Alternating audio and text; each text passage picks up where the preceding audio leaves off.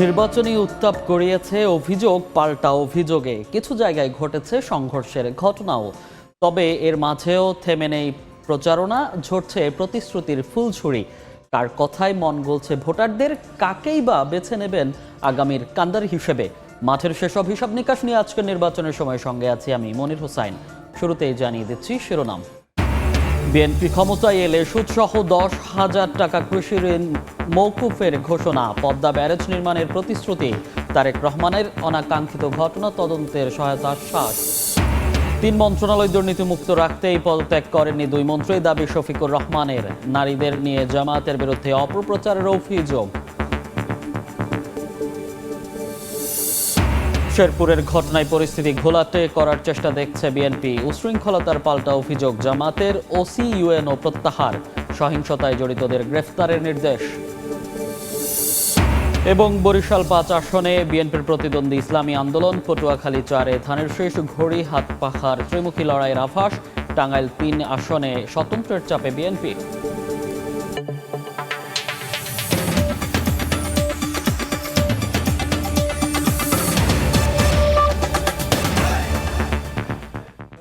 নির্বাচনের সময় শুরুতেই আজকের দিনের যে আলোচিত সংবাদগুলো সেগুলো যদি একটু দেখে আসতে চাই, যে যেহেতু আসলে নির্বাচনের যে প্রচারণা চলছে, প্রার্থীরা ভোটারদের দ্বারে দ্বারে যাচ্ছেন এবং তাদের নানা প্রতিশ্রুতি দিচ্ছেন, এবং সেই দৌড়েই কিন্তু যেই প্রধান দুটি রাজনৈতিক দল আছে তাদের যে প্রধানরা রয়েছে তারাও রয়েছে। আজকে বিএনপি চেয়ারম্যান তারেক রহমান দীর্ঘ 22 বছর পর রাজশাহী গেছেন এবং রাজশাহী ঐতিহাসিক মাদ্রাসা মাঠে জনসমাবেশ করেছে। সেই জনসমাবেশে বেশ কিছু প্রতিশ্রুতি দিয়েছে। তার মধ্যে উল্লেখযোগ্য যদি বলতে হয় যে সুদসহ 10,000 টাকা কৃষি ঋণ মওকুফের যে প্রতিশ্রুতি তিনি সেখানকার মানুষদের, সাধারণ ভোটারদের এবং কৃষকদের সবার কাছে সেই প্রতিশ্রুতি দিয়েছেন। সেই সঙ্গে তিনি যেহেতু রাজশাহীর সঙ্গেই পদ্মার একটি সম্পর্ক রয়েছে এবং ওতপ্রোতভাবে রাজশাহী নামটি আসলেই পদ্মার নাম আসে, সেক্ষেত্রে তিনি পদ্মা ব্যারেজের যে প্রতিশ্রুতি সেই প্রতিশ্রুতিও দিয়েছেন। এবং তারপরে যদি আসতে চাই, যেহেতু আজকে সারাদিনেই যে বিষয়টি নিয়ে বেশ উত্তাপ রয়েছে সেটি হচ্ছে শেরপুরে গতকালকের যেই ঘটনা। শেরপুরে 3 আসনে শ্রীবর্দী উপজেলার জামাতের সেক্রেটারি নিহতের ঘটনার যে ঘটেছে বিএনপি জামাতের সংঘর্ষে, সেই সংঘর্ষ নিয়ে বেশ উত্তাপ রয়েছে নির্বাচনের মাঠ। সেক্ষেত্রে বিএনপি বলছে যে এই যে ঘটনা, সেই ঘটনা আসলে সুষ্ঠু তদন্ত প্রয়োজন, এবং সেখানে আজকে গুলশানে বিএনপির নির্বাচন পরিচালনা কমিটির প্রধান মাহাদি আমিন সংবাদ সম্মেলনে বলেছিলেন যে সেখানে জামাতের থেকে অসহযোগিতার কারণে এই হামলার ঘটনা ঘটেছে কিংবা এই অনাকাঙ্ক্ষিত ঘটনা ঘটেছে। সেক্ষেত্রে তদন্তের আহ্বান জানিয়েছেন, এবং তারেক রহমানও আজকে সমাবেশে বলেছেন যে তদন্তের ব্যাপারে তারা সব ধরনের সহায়তা করবে। বিপরীত দিকে জোটের প্রার্থীকে হত্যার উদ্দেশ্যে হামলার অভিযোগ তুলেছে জামাত। তারপর আজকে দুপুরে আগেই জামাত প্রতিক্রিয়া জানায় সংবাদ সম্মেলনের মাধ্যমে। সেখানে সহকারী সেক্রেটারি জেনারেল ইহসানুল মাহবুব জুবায়ের তিনি যেটি বলেছেন যে সেখানে তাদের যে জোটের প্রার্থী রয়েছে সেই জোটের প্রার্থীকেই মূলত হামলার উদ্দেশ্যে এই হামলা চালানো হয়েছে বলে অভিযোগ করেছেন তিনি। এবং সেই সঙ্গে বিগত সময়ের চেয়ে এবার পরিবেশ ভালো বলে দাবি করেছে সরকারের পক্ষ থেকে প্রেস সচিব শফিকুল আলম। বিকেলে সংবাদ সম্মেলনে সেই দাবি করেন। তো মোটামুটি আজকের যেই আলোচনা সেটি ছিল। এখন আমরা নির্বাচনের সময়ে যেই আলোচনা করে থাকি আসন ভিত্তিক বিভিন্ন আসন নিয়ে, সেই ক্ষেত্রে আজকে শুরুতে একটু যেতে চাই বরিশাল বিভাগে। বরিশাল বিভাগের আজকে আমরা আলোচনা করব পটুয়াখালীতে মোট 4টি আসন রয়েছে। আমরা আজকে পটুয়াখালী 4 আসন নিয়ে করব। পটুয়াখালী 4 আসন রাঙামালী এবং কলাপাড়া উপজেলা নিয়ে গঠিত, এবং এখানকার মোট ভোটার 3,12,603 জন। এর মধ্যে পুরুষ ভোটার রয়েছে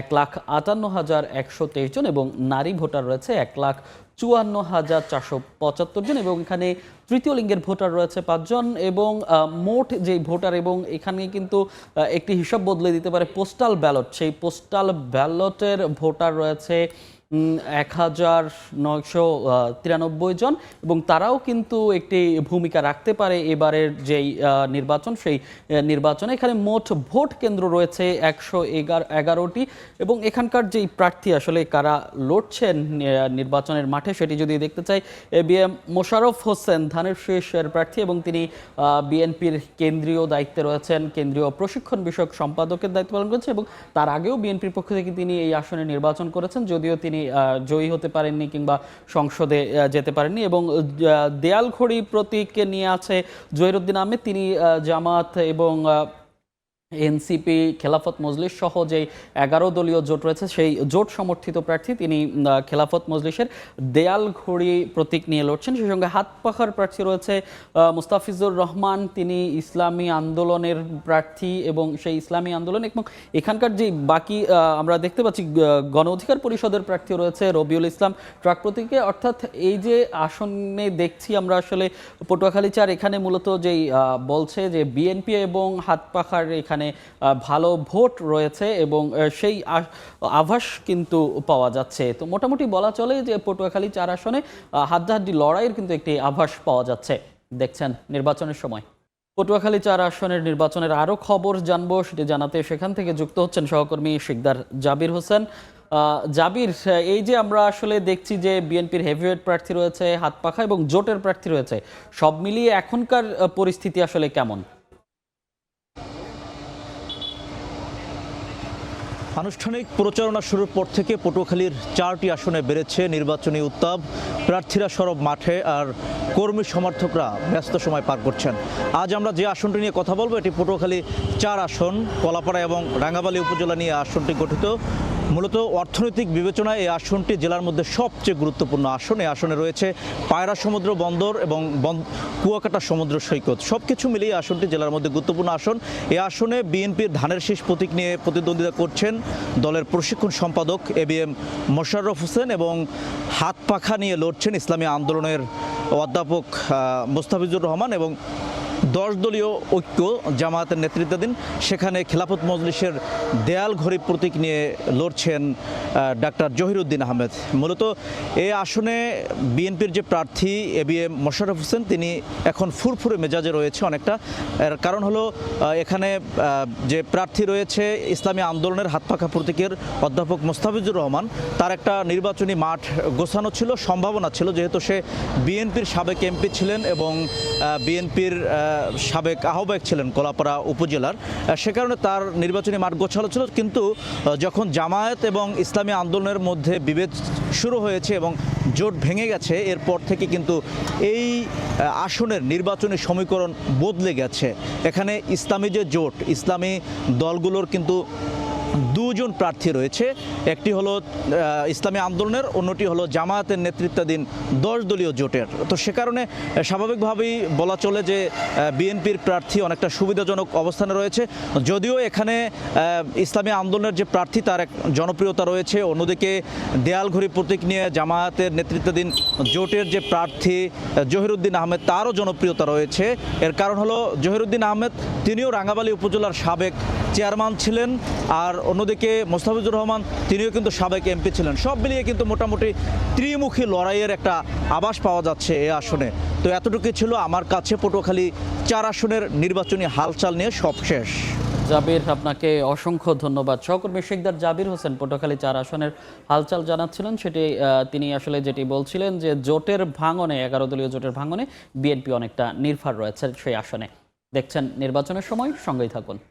পটুয়াখালীর 4 আসনের হালচাল দেখছিলাম। এবার আবারও একটু যেতে চাই বরিশাল বিভাগে।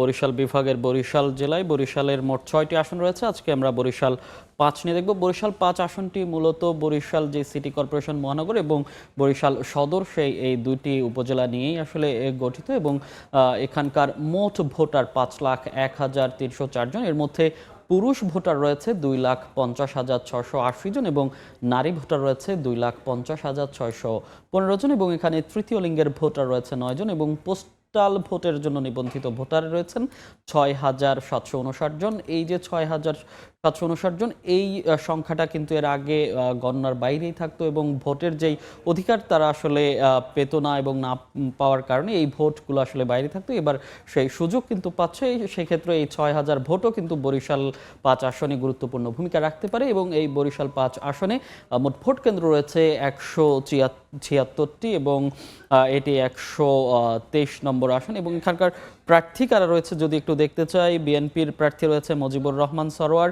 ধানের শীষ প্রতীক নিয়ে তিনি লড়ছেন। তিনি এর আগেও এই যে সদর আসন, সেই সদর আসন থেকে সংসদ সদস্য নির্বাচিত হয়েছিলেন এবং তিনি বর্তমানে বিএনপি চেয়ারপারসনের উপদেষ্টা হিসেবেও রয়েছেন এবং সেই সঙ্গে বাংলাদেশ সমাজতান্ত্রিক দলের প্রার্থী রয়েছে মই প্রতীকে ডাক্তার মনীষা চক্রবর্তী, আম প্রতীকে রয়েছে পিপিপির অর্থাৎ ন্যাশনাল পিপলস পার্টির এনপিপির ন্যাশনাল পিপলস পার্টির আব্দুল হান্নান শিকদার এবং সেই সঙ্গে হাত পাখা রয়েছে সৈয়দ মোহাম্মদ ফয়জুল করিম ইসলামী আন্দোলন বাংলাদেশের নায়েবে আমির। এই যে বরিশাল 5 আসন, এই আসনে মূলত বলা হচ্ছে এবং ভোটাররাও আসলে যেটি বলছিলেন যে হাত পাখা আর ধানের শীষ অর্থাৎ ইসলামী আন্দোলন বাংলাদেশ এবং বিএনপির মধ্যে একটি হাড্ডাহাড্ডি লড়াইয়ের আভাস দেখছেন সাধারণ ভোটাররা, দেখছেন নির্বাচনের সময়।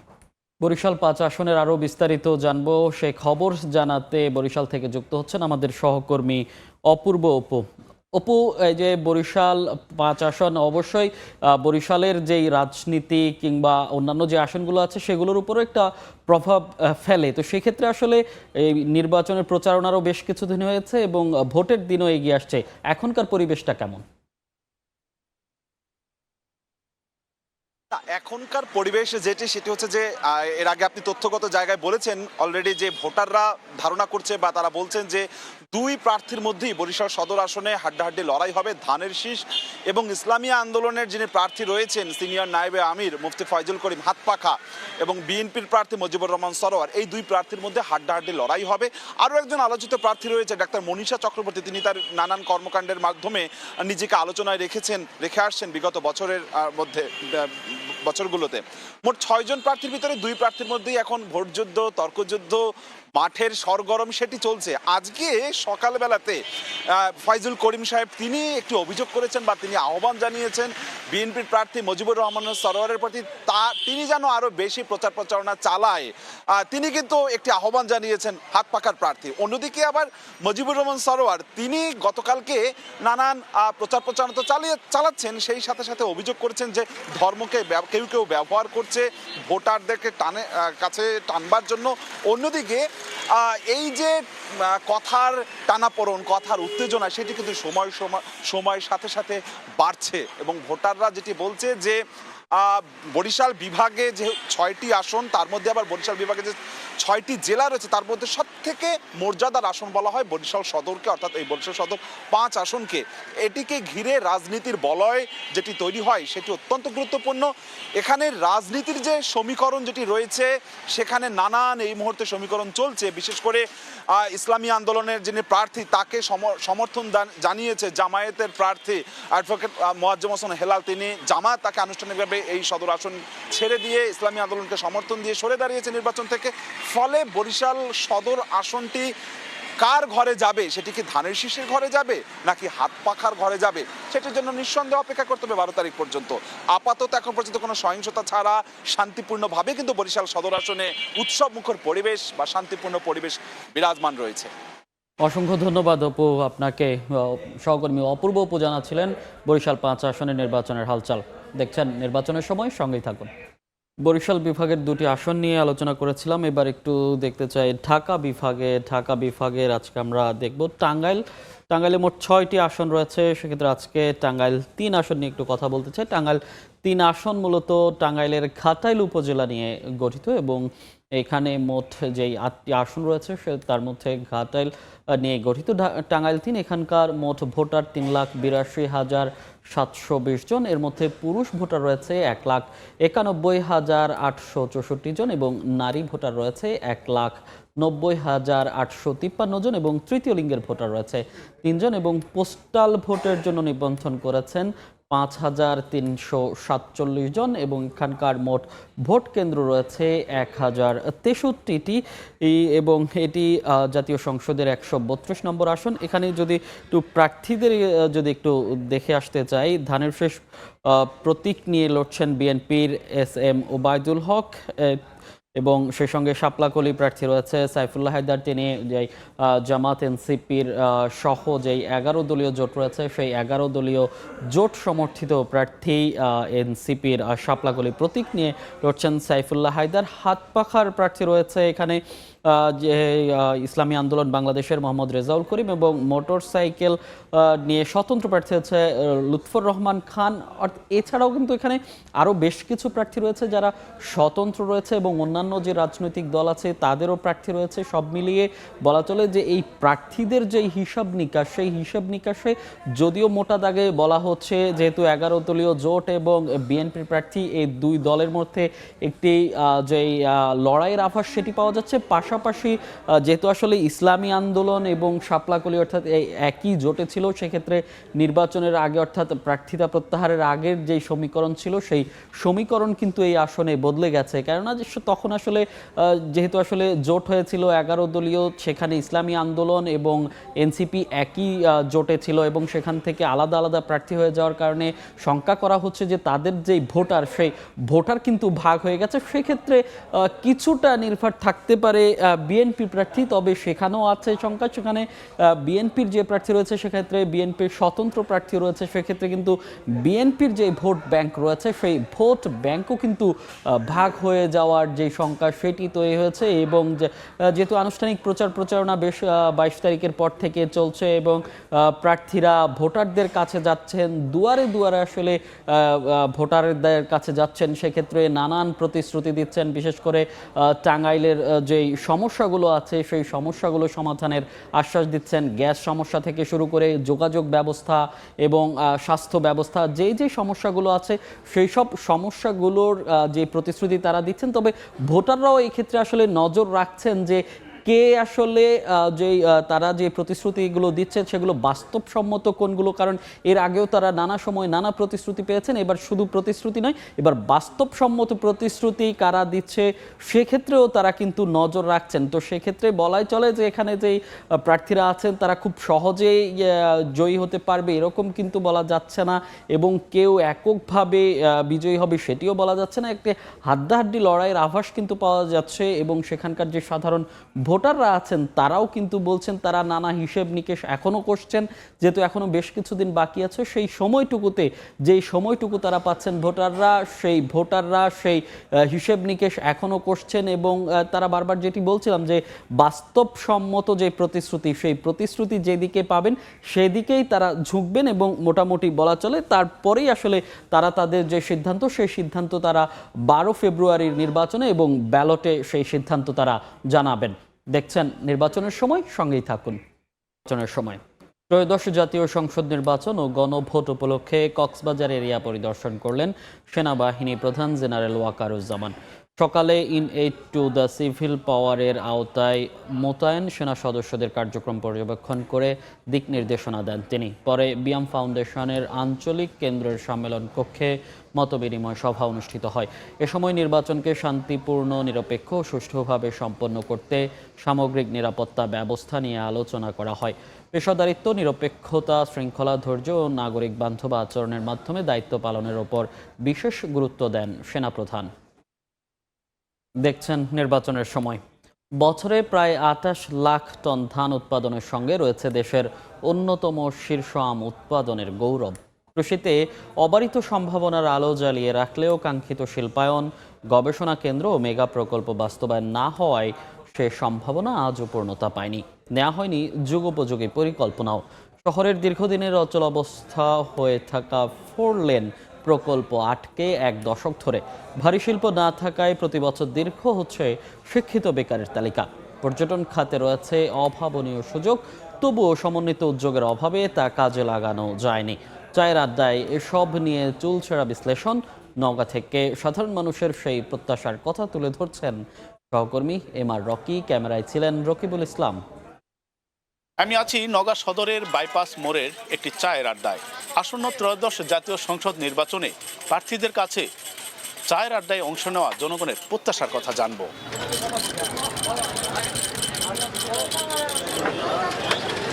আমাদের জনগণের দিকে থেকে আমাদের এলাকাটা কৃষিভিত্তিক এলাকা, এখানে কৃষক যেন ন্যায্য জিনিস পায়। আমাদের প্রত্যাশা, আমরা দুর্নীতির থেকে আমরা মুক্ত চাই। দীর্ঘ 17 বছর আমাদের রাস্তাঘাট নেই, আমাদের রাস্তাঘাটের প্রয়োজন। কর্মস্থান যেন আমরা সঠিকভাবে পাই। আমরা যেন গরিব দুঃখীরা টাকা ছাড়া আমরা বয়স্ক ভাতা, বৃদ্ধ ভাতা পাই। যানজট মুক্ত চাই, আমাদের শহরে আমি চাই যে আমার নওগাঁ জেলাতে আমার নতুন এমপি যেটা আসবে সে যেন এই চাঁদা মুক্ত এগুলো দেশ করে। আমরা আশা করছি এই দুর্নীতি তো আগামী যেই সরকারই আসুক দুর্নীতি মুক্ত যেন আমরা সমাজ চাই, দুর্নীতি মুক্ত অফিস আদালত চাই। যে সরকারই আসুক না কেন সে সরকার যেন আমাদেরকে মাদকের বিরুদ্ধে কঠোরপন্থী অবলম্বন করে। একটা ভালো সৎ পরিচালক আসুক, দেশটা ভালো সুষ্ঠুর দিকে আগে চলুক, আমরা যাতে মানে সাধারণ জনগণগুলো যাতে কোথাও যা ঝুট ঝামেলা না পড়ি। এই ছিল নির্বাচনের সময়ের পর রাতের সময় নিয়ে সঙ্গে থাকবেন সহকর্মী গোলাম রাব্বি। সঙ্গেই থাকুন সময়ের।